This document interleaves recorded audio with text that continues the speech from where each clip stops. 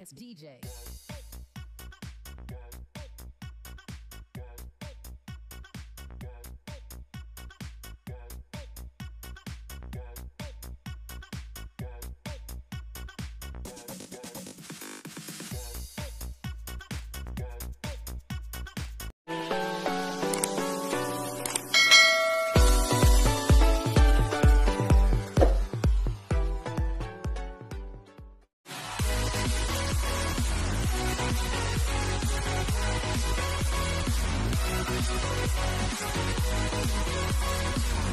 Tayo sa part 2 dito pa rin sa may 4056. So bali na pinturahan na. So yung part 1 dito sa may piston crankshaft, piston ring, tapos dito sa may connecting rod. So nasalpak na lahat. So dito tayo ngayon sa may cylinder head. So ibubuo natin yung head nya, engine valve, ayan, tapos yung oil pump, lalagay natin yung balancer, strainer, tapos yung mga crankcase. Pero ito muna yung uunahin, ibubuo muna natin yung head para maipatong na.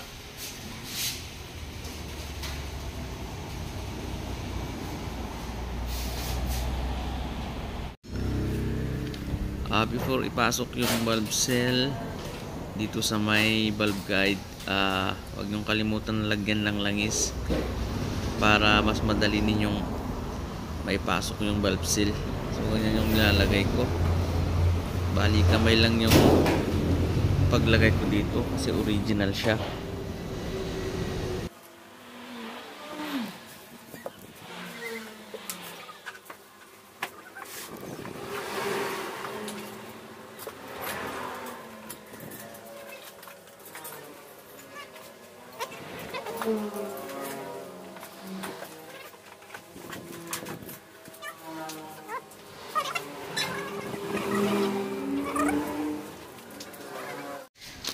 Bali na big valve yung 56 natin.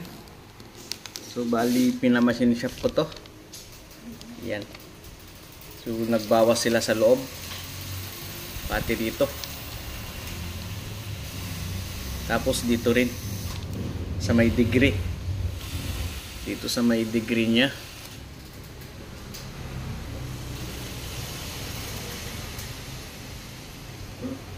So nabawasan dito sa loob, tapos dito rin sa labas yung may degree. So i-assemble na natin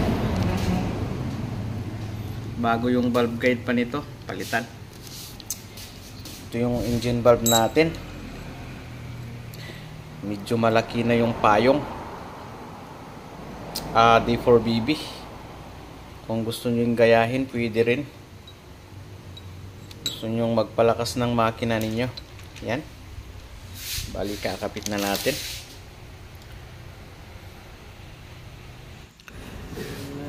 Before ko ilagay yung engine valve, ilalagyan ko muna siya ng langis dito sa may stem, tapos dun sa may payong nya.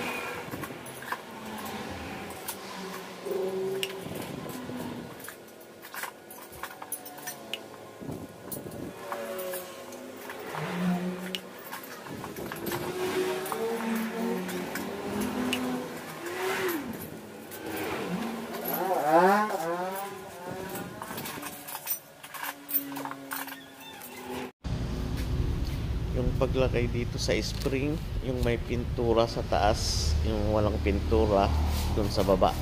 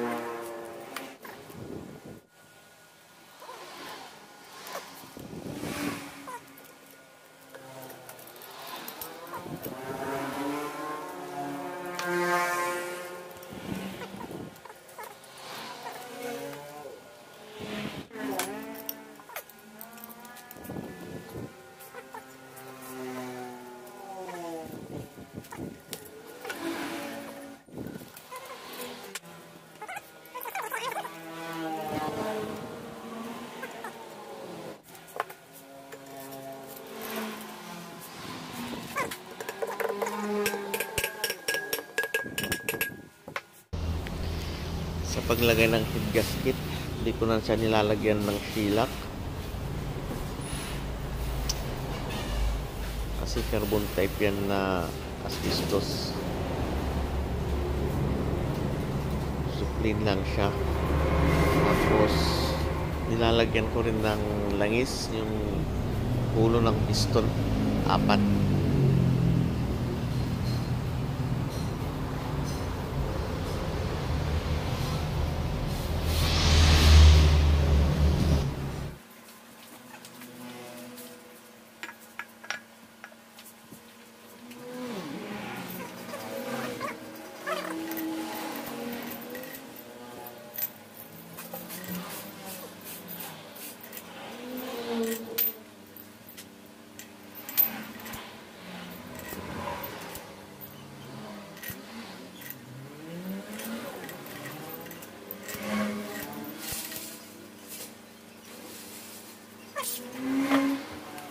Yung paghigpit pala ng head bolt, inuuna ko sa gitna, tapos side by side hanggang papunta sa dulo.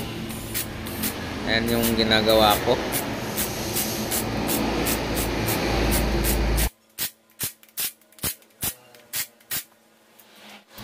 Dito rin sa pag-torque, same lang siya. Inuuna ko yung gitna, tapos side by side hanggang pumunta dun sa dulo. So paghigpit ng head guys, wag nyong diretso na i-torque sa 85. So dahan-dahan lang ninyo. Simula kayo ng 20, 40, 60, tapos 80, tapos final. Yung torque pala nito 85 foot-pounds yung nilalagay ko.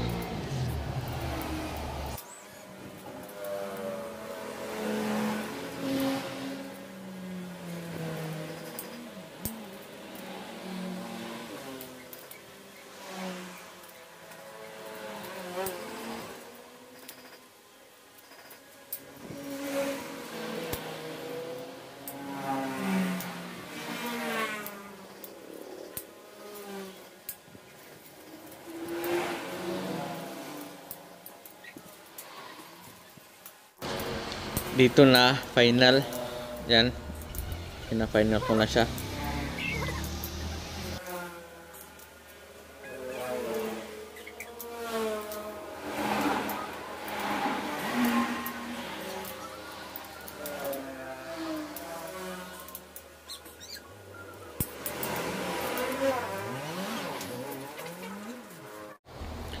Next natin na ilagay itong balancer dito sa may oil pump. Huwag niyong kalimutan lagyan yung shafting niya ng oil para pang padulas.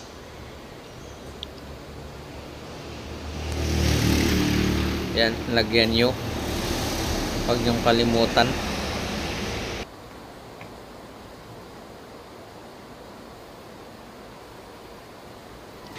Lagyan nyo rin ng langis yung gear. Huwag nyong kalimutan na lagyan siya para hindi siya tuyo.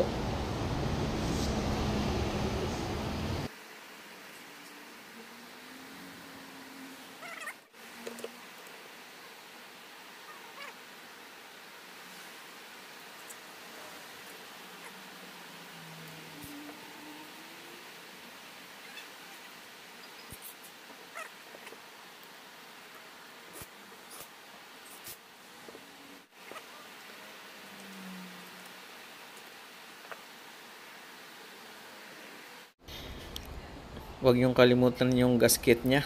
May gasket yung oil pump natin. Baka makalimutan ninyo.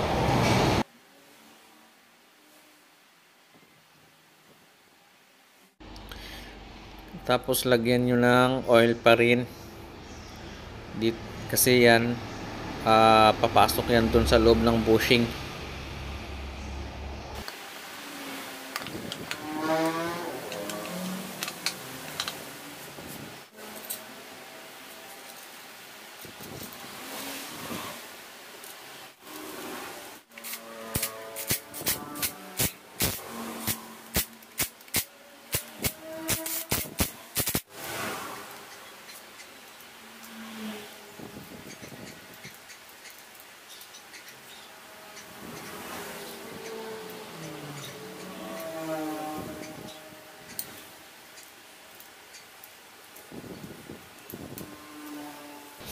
next natin ay ilagay dito rin sa may balancer dito sa banda taas.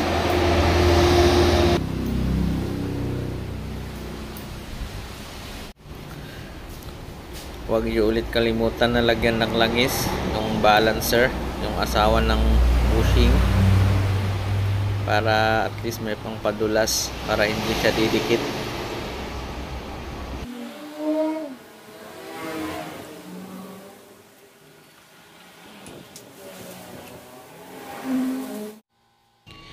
Yung balancer natin may gasket rin siya.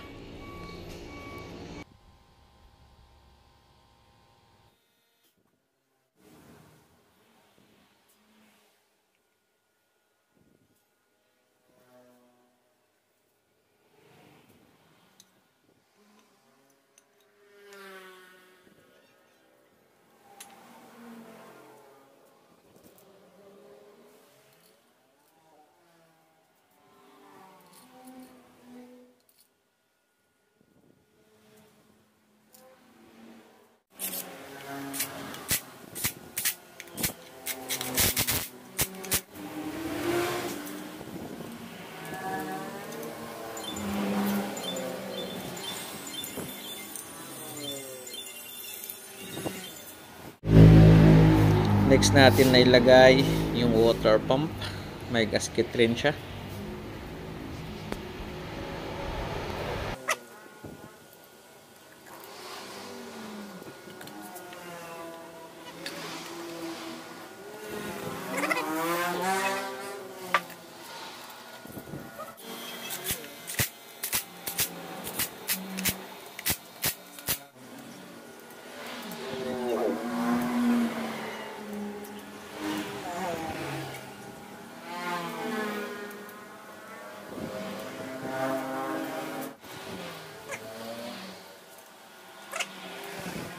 Bali, tapos na tayo dito sa water pump, oil pump, and then balancer, tapos dito rin sa cylinder head.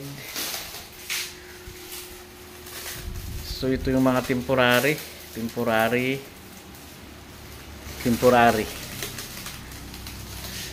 Tapos dito rin sa taas sa balancer.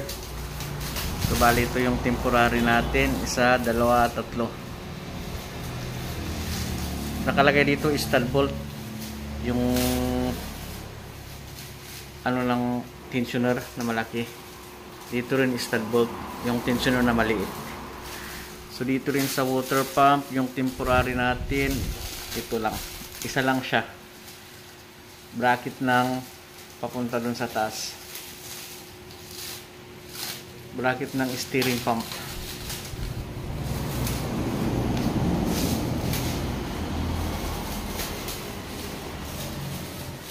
So bali, tapos na tayo dito. So yung kulang lang natin dito sa harap, yung timing belt, tapos injection pump, tapos dito yung side cover, yung water spout, injector. So hinuhugasan pa nila. Bali, part 3 na. Part 3 na yung mga yon.